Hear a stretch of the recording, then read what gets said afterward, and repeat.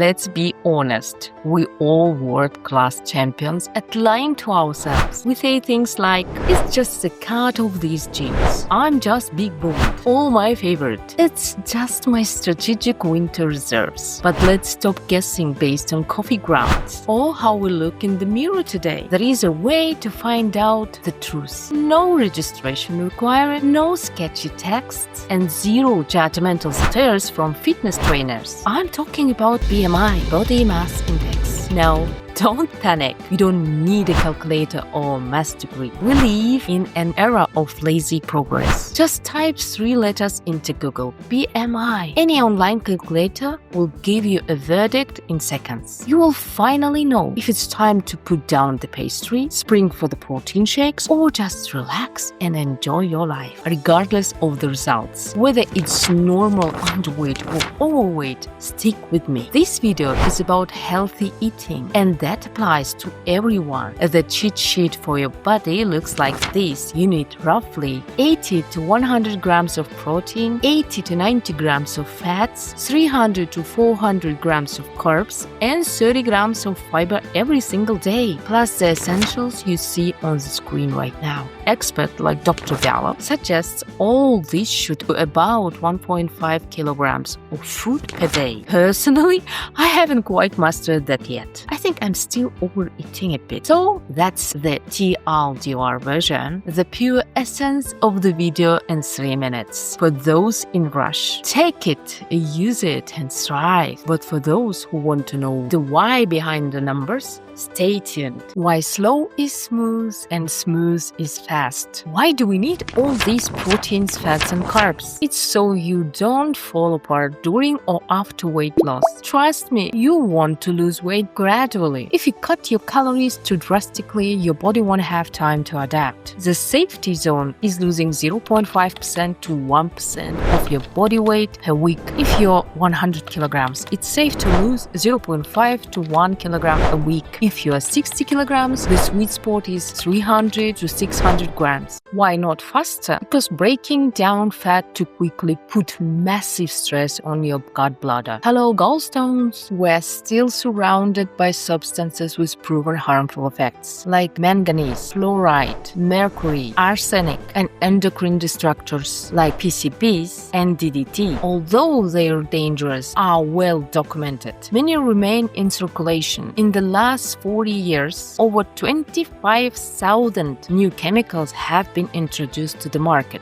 yet only a handful have been banned. We simply don't have the resources to study them all thoroughly. Often, we only realize the consequences after the damage is done, as we saw with bisphenol A, BPA, a notorious endocrine disruptor, now found in almost all food packaging. When we encounter these toxins through food, air, or skin contact, they enter our bloodstream. While our bodies can eliminate some, many are lipophilic, meaning they are stored in your body fat. If you lose weight too rapidly, these stored toxins are released into your bloodstream in massive doses all at once. This creates a toxic surge that puts immense stress on your system. This is yet another viral reason to prioritize gradual, sustainable weight loss over a crash diet. Plus, for women, rapid weight loss can wreck your hormones. Fat tissue helps manage estrogen. Lose it too fast, and your skin and cycle will pay the price. Switching to a clean diet will definitely make your life better. Though let's be real, it might feel a bit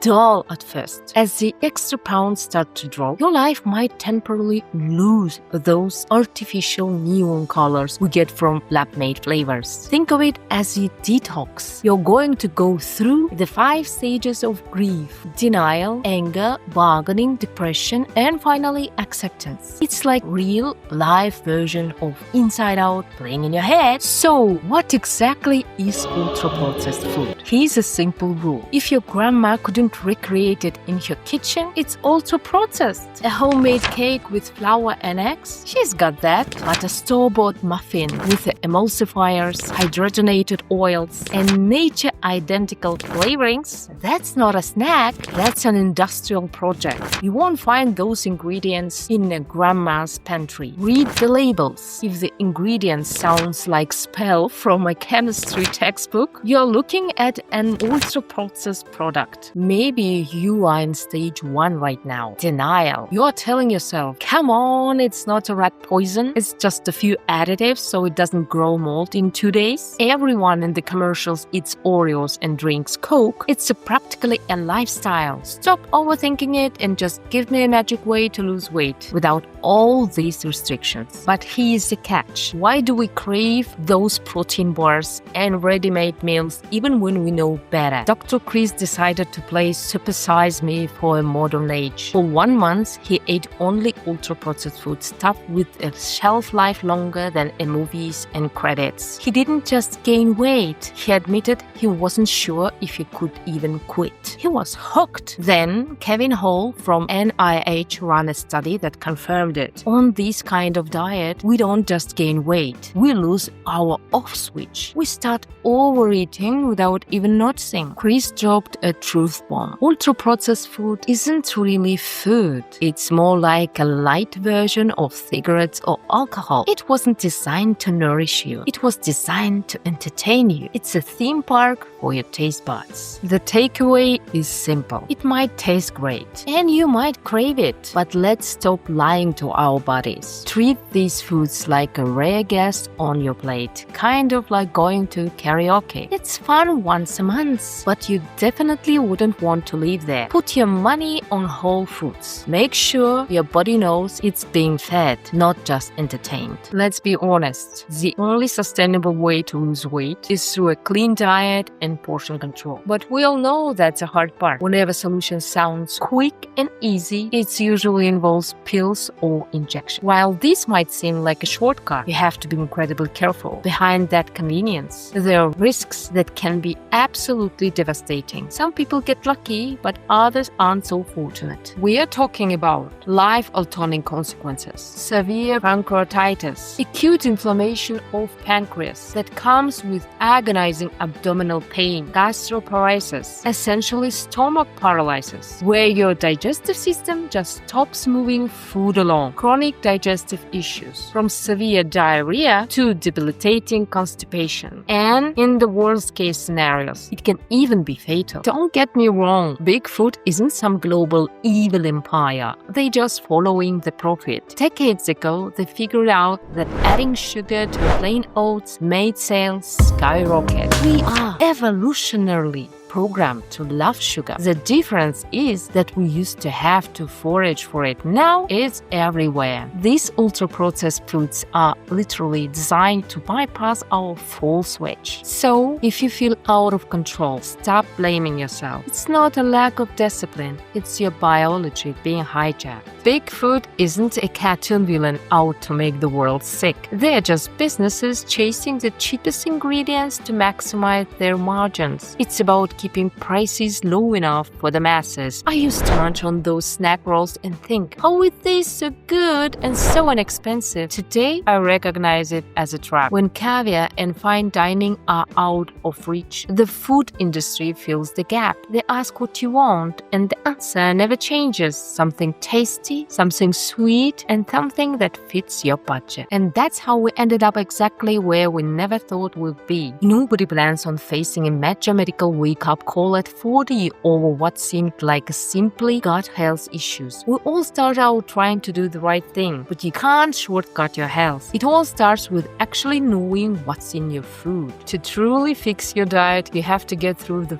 boring part. You need to understand how your digestive system actually works and know exactly how much protein, fat, and fiber your body needs. But here's the thing, you won't hear this from wellness gurus. It's much more profitable for them to keep you in the dark. They want you stuck in a loop, paying for endless wellness courses and trendy wellness trends. If you succeed, they take the credit. If you fail, they claim you just didn't try hard enough. Either way, they win. So please, let's drop the magical thinking. Let's flip the switch on our critical thinking instead. It's time to stop waiting for a gift from the universe. The universe isn't going to hand you a healthy body on a silver platter. The only person who can actually give you what you want is the person looking back at you in the mirror. It's all on you, and that's actually the best news possible. Digestion doesn't actually start on your plate. It starts in your head. Scientists call this the cephalic phase. The moment you catch a whiff of a fresh bread or see a juicy photo on a menu, your brain shouts, "All right, guys, everyone to your stations, a delivery is coming." At that exact moment, your body produces up to 30% of its stomach acid. You haven't even taken a bite yet, but your inner waiter has already set the table. But once the food actually hits your stomach, things get interesting. The stomach stretches, the muscles kick in, and this living reservoir starts its heavy-duty chemical processing. But here's the catch. Your satiety signal, the one that tells you you're full, is a bit of a slow talker. If you're distracted by your phone, that signal gets lost in the background noise of scrolls and videos. Your brain misses the "I'm full" notification, and you end up overeating without even realizing it. Once your stomach turns everything into a smooth, mashed cold chyme, it carefully sends it off to the deep processing plant, the small intestine. This is the longest and most critical part of the conveyor belt. It's pure chemistry here. Enzymes from your pancreas and bile from your gallbladder break everything down into spare parts, the proteins, fats, and carbs we've been talking about. Finally, everything flows into the large intestine. This is the 2-meter final stretch. Your body absorbs the remaining water and prepares the final package for exit. The lining carefully lubricates the pus, and your muscles work on autopilot. Thankfully,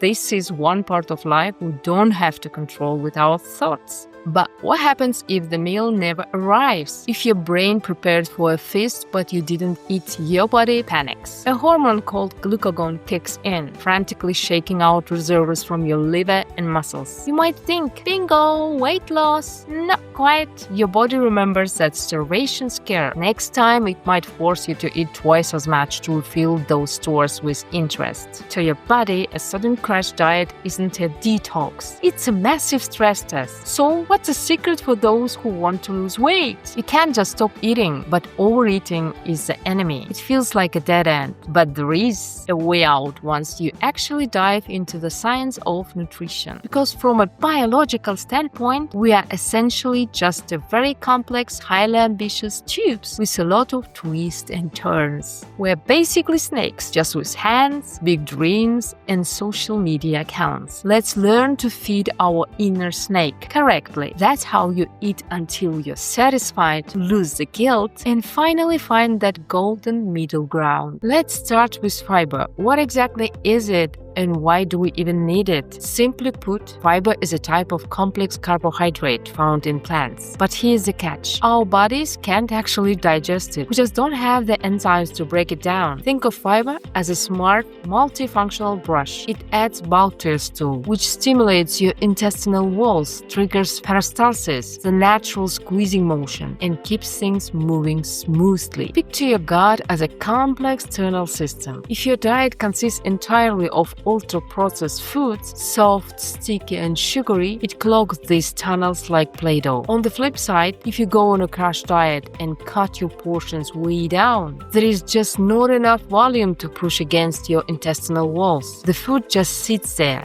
leading to irregular bowel movements and bloating. Think about it. Your internal body temp is about 98 degrees Fahrenheit. While you're waiting to go to the bathroom, that food is literally sitting there, fermenting and irritating your gut lining. Having a bowel movement once a day is a healthy norm. If you are going less often, it's time to up your fiber intake. Fiber also acts like sponge, soaking up excess cholesterol, toxins, and waste products, so they don't get reabsorbed into your your bloodstream. Plus, fiber is the ultimate superfood for your gut microbiome. When you skimp on fiber, your beneficial bacteria literally starts to starve, and they will actually begin to eat away at the protective mucus lining of your own gut. Finally, fiber slows down glucose absorption. When you eat enough fiber, you avoid those crazy blood sugar spikes. No massive insulin surge means you won't be ravenous again just an hour later. You know, there is this golden rule: 25 to 30 grams of pure fiber a day. It doesn't sound like much, but good luck trying to eat that all at once. Fiber works like a sponge. It absorbs water, swells up, and expands your stomach so much that hitting your daily goal in one sitting is practically impossible. That's why people usually split it across several meals. To be honest, my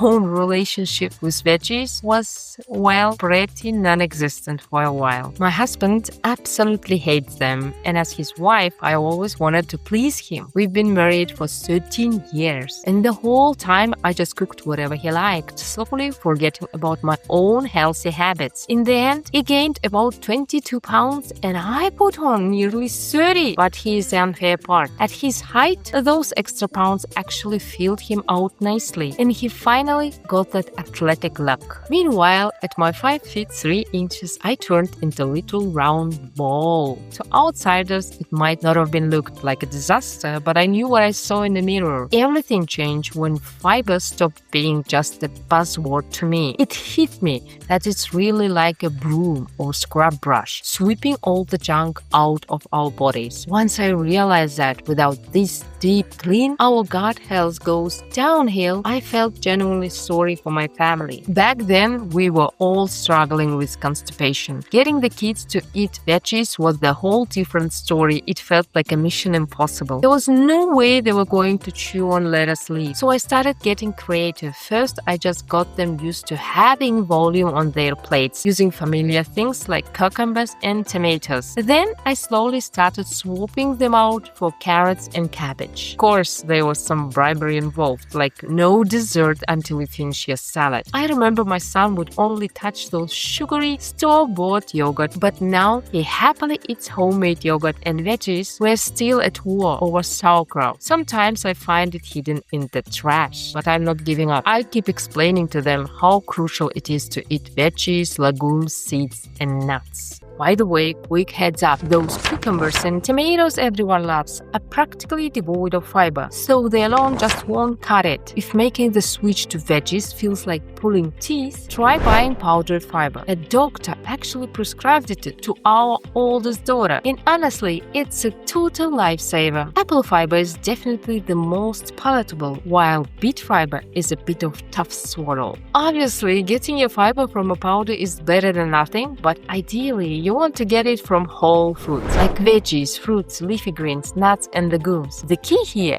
is to ease into it, literally adding just about 5 grams a week. For the first week, take 5 grams a day. Bump it up to 10 grams the second week, and gradually work your way up to your target amount by week 6. And listen to your body. If you start bloating and it just won't quit, you might want to check in with a doctor. This could be some underlying gut issues that need clearing up. Now for the best part, how the veggies on your plate actually affect what's going on inside your head. Did you know your gut is basically a second brain? And that's not just some cheesy metaphor. Get this, roughly 90% of your serotonin, the ultimate happy hormone, is produced in your gut, not your head. It's packed with specialized cells acting like a tiny joy factory. But to keep this factory from going on hiatus, it needs raw materials. When your microbiome feasts on fiber, it pumps out magical component called butyrate. This stuff is straight up superhero. It shuts down inflammation in the body. And science has long proven that systemic inflammation and mental health struggles like depression and anxiety often go hand in hand. So sometimes a bad mood isn't a middle life crisis, it's just your gut crying out for help. Want to stress less and think clear? Feed your microbes some fermented fiber. Remember, a happy gut means calm mind. So if your world is starting to look a bit gray, maybe it's time not only book a therapy session, but also fix yourself a solid bowl of salad. Now, let's get down to business. How do we actually hit that magic fiber goal? The absolute laziest way is to just buy a fiber powder, scoop it, weigh it, and call it a day. But if you like me and prefer real, actual food, get ready for a little game of track me if you can. Here's how the math shakes out. Take regular green cabbage, for example. You only got about 2 grams of fiber per 100 grams. So, even if you eat a massive 200-gram bowl of salad, you're only getting around 4 to 5 grams of the good stuff.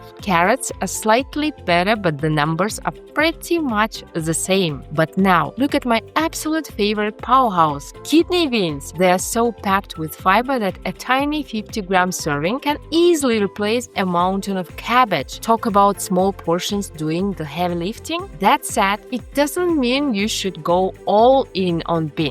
It's always better to mix things up. If you Google high fiber foods, the first thing that will pop up is a wheat bran. It has a whopping 43 grams of fiber per 100 grams. Sounds perfect, right? Eat a handful and boom, you crushed your daily goal with a room to spare. But let's be real here. Who actually wants to choke down spoons of dry bran every single day? Here's my advice. Start by looking at your current plate. Just eat what you normally eat on a regular day. Weigh it, and yes, I know it sucks. I absolutely dreaded doing it at first too. And calculate how much fiber is actually hiding in there. This is our baseline. If the number turns out to be tiny, don't panic. We will tweak things bit by bit, step by step, until we crawl our way up to that magic 30-gram mark. Just take it easy so your body doesn't get a total culture shock from a sudden veggies invasion.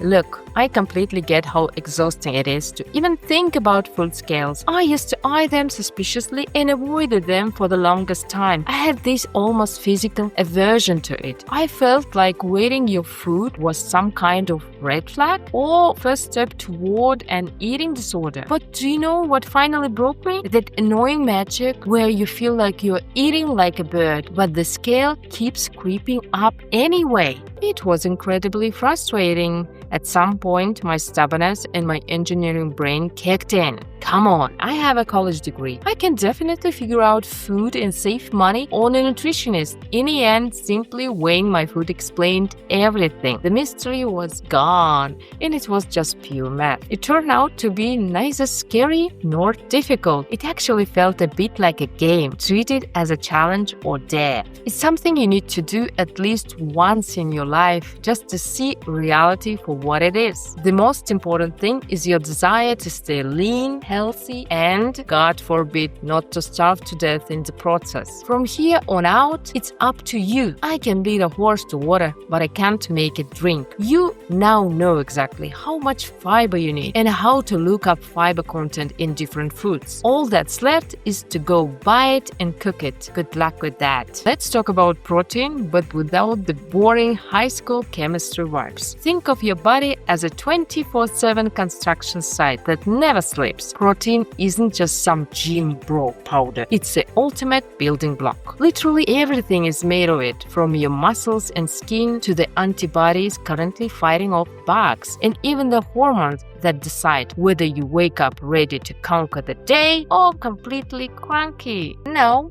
here's where it gets interesting. What is this building block actually made of? Enter amino acids. Think of them as a Lego bricks. There are 20 main types, and your body is quite the DIY wizard. It can synthesize most of them from scratch, but there are 9 special pieces called essential amino acids. Your body cannot make them, period. They have to come from your food. If even one piece is missing, the whole construction site goes on strike. The workers take a coffee break and the whole building gets wonky. So, where do we get them? The world is pretty much split into 2 camps here. First, we've got animal protein, meat, fish, eggs. This is your VIP all-inclusive pass, where all 9 essential bricks come in one box perfectly proportioned. You eat it and you're good to go. Then, there is a plant protein. protein: beans, nuts, grains. With these, there is usually one specific Lego piece missing from the set. By the way, protein is also a top-tier delivery courier. Take hemoglobin, for example. It basically works like Uber Eats, but instead of pizza, it delivers oxygen through your bloodstream. No protein means your couriers quit, and your body starts suffocating from sheer exhaustion. To give you some perspective on the numbers, 100 grams of standard chicken breast packs about 30 grams of protein. It's the ultimate gold standard. Beef is slightly lower, hitting about 25 grams. If you're not a meat person, go for cottage cheese. That's a solid 16 to 18 grams. Even a single egg hides about 7 grams of biologically perfect protein. On the plant side, lentils absolutely rule. 9 grams per serving, plus all the fiber we already know and love. So, next time you look at your plate and just ask yourself, okay, where are my construction parts? Did my 9 essential couriers actually show up today? Trust me, when the construction is running on schedule, you feel it in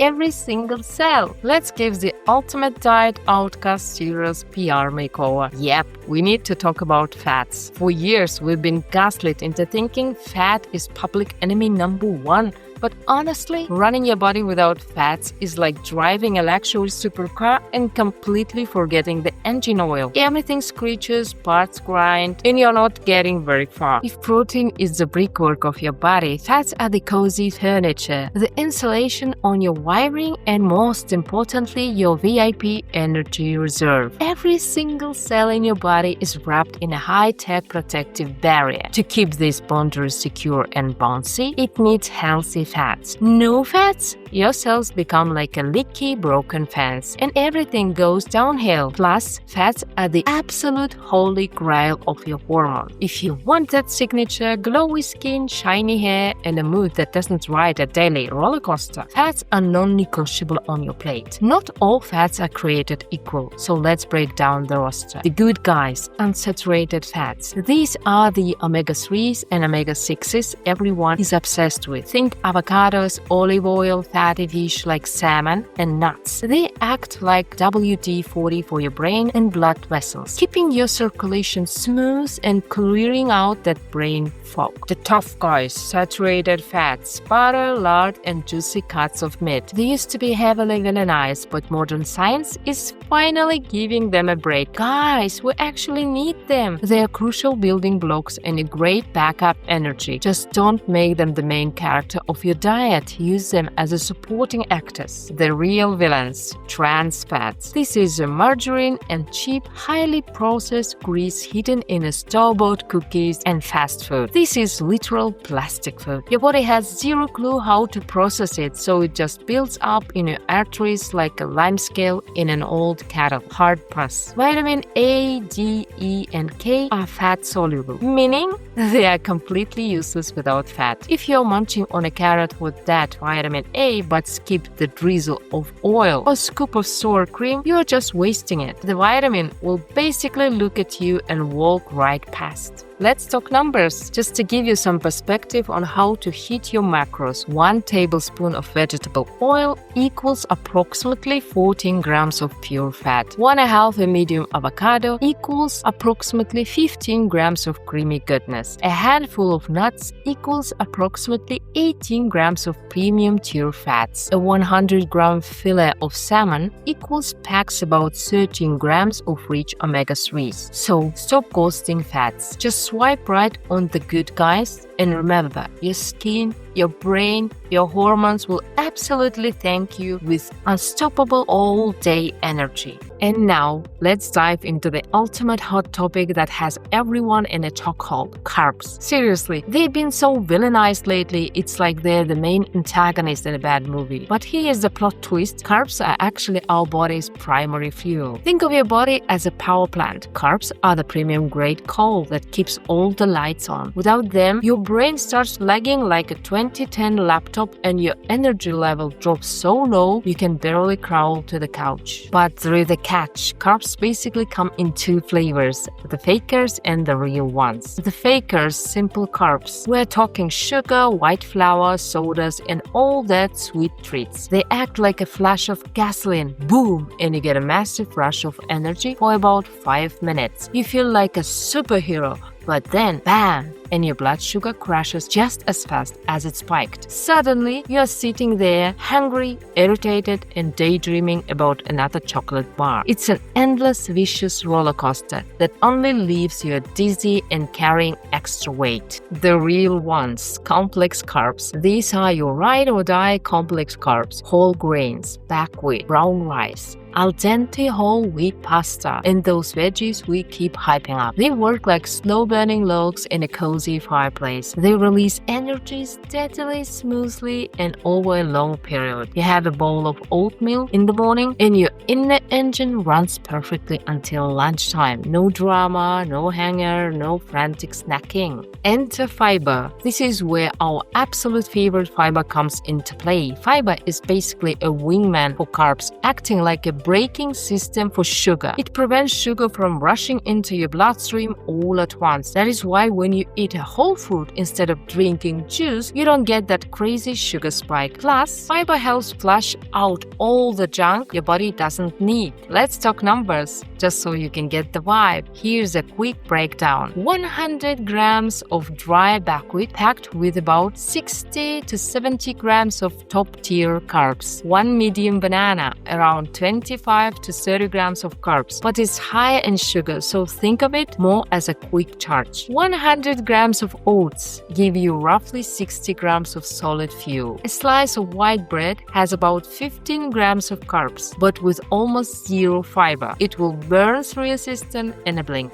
The takeaway: don't be afraid of carbs, just choose the ones that are actually on your team. Save the fakers for special occasions and fuel up with high quality stuff on the daily. Trust me, your brain will thank you so much. You'll be shocked at how sharp you feel and how much you get done. Alright guys, let's wrap up our deep dive into all things food. Think of your body as a 5-star luxury hotel. Your gut, that's the general manager, and the entire cleaning crew rolled into one. If you don't want your 5-star establishment turning into a sketchy roadside motel, you gotta treat the stuff right. Let's do a quick vibe check on our dream team macros. Proteins. These are your absolute kings of construction. They're fixing the drywall, keeping the infrastructure tight, and making sure the facade stays flawless. Fats. This is your high-end leather furniture, plush pillows, and the WD-40 that keeps the joints moving smoothly. It's exactly what gives you that glowy skin. Carbs. This is the electricity, period. Without them, the hotel goes dark, it's freezing, and the Wi-Fi drops. Fiber. Meet the ride-or-die cleaning crew. They're sweeping the hallways 24/7 and making sure the trash never piles up. Look, if you're only feeding your hotel entertainment food, high trans fats and sugar crashes, it's like putting Diet Coke in a Ferrari. You might get a quick spark, but you aren't getting down the road, and the mechanic's bill is going to hurt. My parting advice: don't make food your entire personality, but don't treat it like an annoying chore either. Keep the Harvard Healthy Eating Plate as your North Star. Load it up with veggies, don't sleep on beans, our low-key secret weapon. And always remember those 9 essential amino acid delivery drivers waiting on their invite to dinner. And if your body suddenly decides to throw a bloat festival, our lunch is full on protest, do not panic. Just listen to the feedback. Maybe it's just asking for a little more downtime, a little less sugar, and a solid dose of quality fiber. True health isn't about crying over a sad piece of leather. It's about self-love measured out in grams of protein and healthy fats. If you started the battle to fix your microbiome, don't ghost on it halfway through. Congrats! You are now officially certified in surviving the grocery store aisles. Go out there and eat in a way that makes your stomach want to give you a standing ovation. Note lunch and impeachment inquiry.